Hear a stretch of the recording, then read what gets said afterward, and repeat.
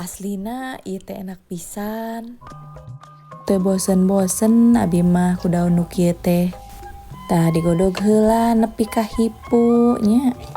Tah rintos teh ngagerus be bawang peureum, bawang bodas jeung sabrang we saayana nya. Tah rintos hipu teh dikeuretan daunna teh kitu.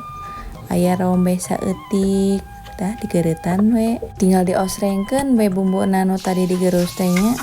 Tah kade tah geus sakedap deui tutung nih nya anukeun we tah nu tadi dikeuretan teh. Tah usang osreng dianuan cai saeutik nya.